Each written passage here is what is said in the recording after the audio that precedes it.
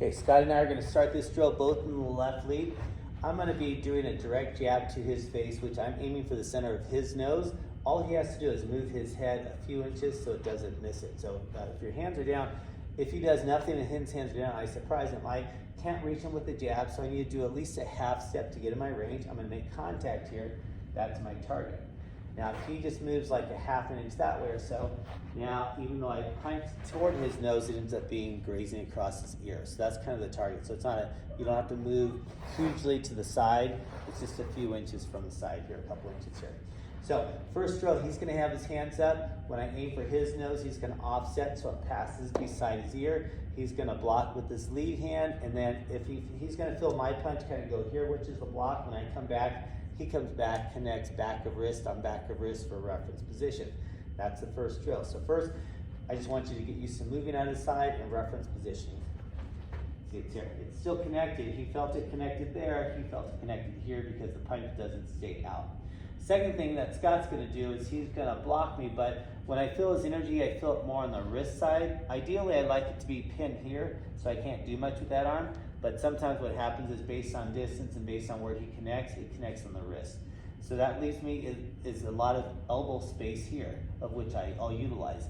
So once I feel this and I feel it's more toward the wrist, I'm going to shuffle him a little bit, elbow here, and see how he stepped back. Just in case I get in close, I can't do a whole lot from here. And right now, if I backhand him, I still don't really have much here. So again, I'll need to shuffle in a little bit to do that backhand, of which he's going to block it.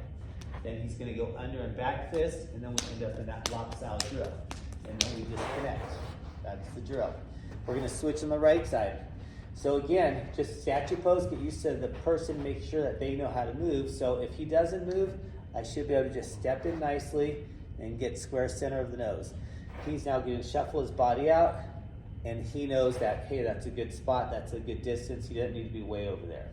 Then he's going to put his hands up, and he's going to kind of reference check it, and it's there. Whether I go here or whether I go here, I feel that energy, and he can block it, whether I extend or whether I pull back, and even if he doesn't block it, it still misses because he's moved his head to the side.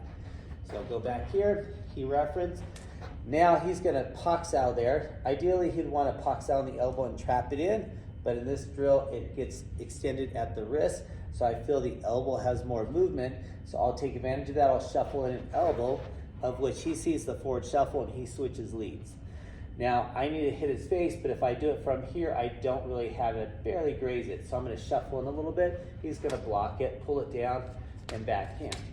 And we want to feel each other's energy on that backhand until we separate. So you should feel that coming toward the face. So again, practice that drill.